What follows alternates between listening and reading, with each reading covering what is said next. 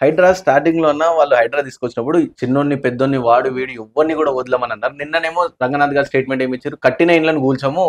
Normal under construction ఉన్న ఇండ్లు కూలుస్తామని. And ఇంకోటి విమర్శ ఏం నడుస్తుందంటే ఇట రేవంత్ రెడ్డి అన్నకి సంబంధించిన ఇల్లు ఏదైతే ఉందో, విల్లా ఏదైతే ఉందో, సో దాని వల్లనే ఇదంతా కంప్లీట్‌గా దీని ప్లాన్ కూడా చేంజ్ చేసిర్రు అన్నట్టు విమర్శిస్తారు. సో ఎట్లా చూడొచ్చన్న? నిన్న కూడా మాదాపూర్‌లో చాలా గరీబోల షాపులు అని ఏడుస్తున్నారు కూసోని. ఇప్పుడు వాళ్ళు ఏమనుకుంటారంటే పేద మేము తురుంఖాన్ పని చేస్తున్నాం, గొప్ప పని చేస్తున్నాం. హ్మ్. అరే రేకుల షెడ్లు లేకపోతే గుడిసెలు బీకేయడం పెద్ద పనేనే? ఇదే గొప్ప పనా మీకు? ఏమైనా అర్థం పర్థం ఉన్నదా? మేము పదే పదే చాలా సందర్భాల్లో చెప్తున్నాం, మళ్ళా చెప్తున్నా. నివాసం, విలాసం. హ్మ్. నివాసం అంటే పేద ప్రజలు, మధ్యతరగతి ప్రజలు, గుడిసెవాసులు, లేకపోతే అంతో ఇంతో రెక్కలు ముక్కలు చేసుకొని, కాయకష్టం చేసుకొని, జీవితాన్ని గడపడానికి, జీవితాన్ని నడపడానికి పని చేసుకొని బతికే వాళ్ళు అక్కడక్కడ రోడ్ల పక్కన కావచ్చు, చెరువుల కుంటల పక్కన కావచ్చు, లేకపోతే ఇంకా వాళ్ళకి ఇప్పుడు పెద్ద పెద్ద భవంతులు కట్టుకొని వాళ్ళేం విలాసాల కోసం కాదు. అవును. ఫామ్ హౌజులు, గెస్ట్ హౌజులు వాళ్ళ కోసం కాదు. కాబట్టి జోలికి పోవాలి. గెస్ట్ హౌస్‌ల జోలికి పోవు, ఫామ్ హౌస్‌ల జోలికి పోవు, విలాసవంతమైనటువంటి వినోదం కోసం నిర్మాణాలు చేసుకున్న కాడికి పోవు. అక్కడికి పోవడానికి మీకు ఉత్సాహపడుతుందా? కాళ్ళు వణుకుతున్నాయా? లాగులు దడుస్తున్నాయా? ఏమైనా మీకెందుకు బాధ? ఇవాళ సామాన్య ప్రజలు నువ్వు ఎక్కడి నుంచి పోవాలి? ఫస్ట్ వాళ్ళ దగ్గర నుంచి స్టార్ట్ చేయి. మన తెలంగాణ ఉద్యమం ప్రారంభం కానప్పటి నుంచి చెప్తున్న రామోజీ ఫిలిం సిటీ కింద 3-4 చెరువులు ఉన్నాయి, కుంటలు ఉన్నాయి, కాలువలు ఉన్నాయి, పంచాయతీరాజు సంబంధించినటువంటి రోడ్డు ఉంది. వాయి బట్ట వీళ్ళకి వాడు జోలుకు పోరు వీళ్ళు. ఎందుకంటే వాళ్ళకి ముడుపులు ముడతాయి, వాళ్ళ కిట్ బ్యాగులు వస్తాయి, కిట్ ప్రోగోలు వస్తాయి, లేకపోతే ఎన్నో రకాల వాళ్ళ ప్రయోజనాలు ఉన్నాయి కాబట్టి వాటిని పట్టించుకోరు. కాబట్టి ఈరోజు ఈ డ్రామా కంపెనీలన్నీ బంద్ చేసి పైనుంచి మొదలు పెట్టాలి. మనం స్నానం చేస్తే ఏం చేస్తాం? నెత్తి మీద నీళ్లు పోసుకుంటాం, కింది దాకా స్నానం చేస్తాం. కాళ్ళ నీళ్లు పోసుకుంటారు ఎవడన్నా? బుద్ధి లేనోడు కాకపోతే, సిగ్గు శరం లేనోడు కాకపోతే, అన్నం తినటోడు ఎవడన్నా ఆ పని చేస్తాడా? కాబట్టి ఈరోజు హైడ్రా దాని లక్ష్యం, దాని ఆశయం మంచిదే, కాదని అంటలేము.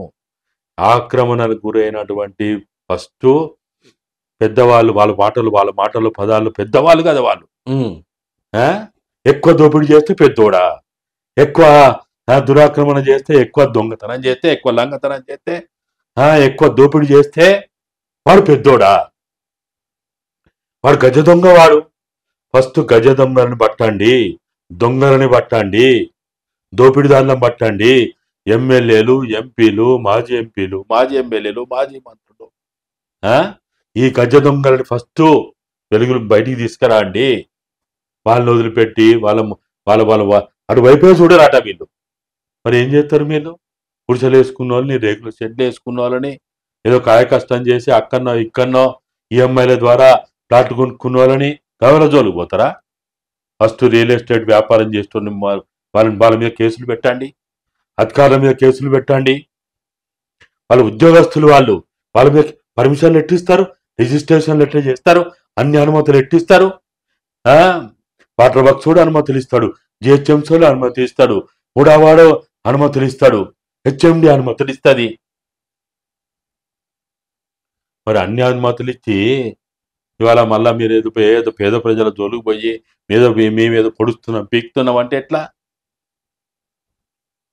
నివాస ప్రాంతాలకు పోయి ఫస్ట్ మీరు వాళ్ళ జోలికి పోకుర్రి. విలాసాల కోసం, వినోదాల కోసం వాళ్ళు ఏర్పాటు చేసుకున్న ఫామ్ హౌజులు, గెస్ట్ హౌజులు ఫస్ట్ అరే ఇవి సిగ్గుశరం లేని వాళ్ళు ఇంకా మేము ఫామ్ హౌస్లో ఉంటున్నామని ఎట్లా మాట్లాడతారు వీళ్ళు? గెస్ట్ హౌస్లో ఉంటానమని ఎట్లా మాట్లాడతారు వీళ్ళు? కాబట్టి ఇవాళ ఫస్ట్ వీళ్ళు చేయాల్సిన పని చేసి, ముఖ్యమంత్రి గారు మీరు ఈరోజు హైడ్రా పేరుతో ఆడుతున్నటువంటి ఈ చదరంగంలో మీరు జీరో కావాలనుకుంటారా, హీరో కావాలనుకుంటారా మీరు తెలుసుకోండి. ప్రజలన్నీ వేచి చూస్తారు.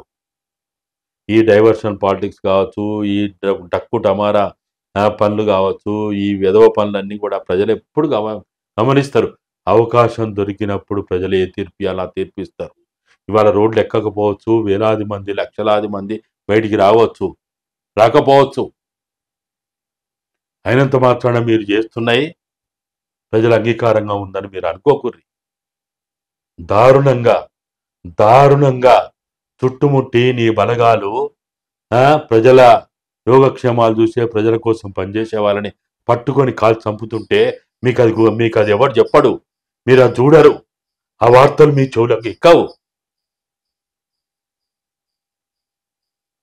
కాబట్టి ఈరోజు ఇక్కడ ప్రజాస్వామ్య పాలన, ప్రజల పాలన ఇక్కడ జరగాలంటే గడిల రాజకీయాలు పోయి, ఫామ్ హౌస్ల రాజకీయాలు పోయి, గెస్ట్ హౌస్ల రాజకీయాలు పోయి ప్రజల పాలన రావాలంటే ఈ మాటల గారడితోటి ఏమీ కాదు. బెదిరిస్తావు, ఎంతమంది బెదిరిస్తావు? ఆ ట్యూబు, యూట్యూబ్, ఆ గొట్టం, ఈ గొట్టం అని బెదిరిస్తావు. వాడెవడు, వీడెవడు అని బెదిరిస్తావు. ఎన్ని రోజులు బెదిరిస్తారు మీరు? ఎంతమంది చంపుతారు మీరు? ఎంతమంది జైళ్ళలో పెడతారు మీరు? ఎంతమంది నోరు నొక్కుతారు మీరు?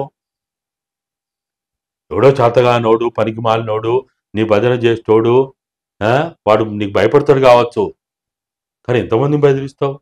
కేసీఆర్ బెదిరించిండు, కేటీఆర్ బెదిరించిండు, ఎంతమందిని బెదిరించిండు?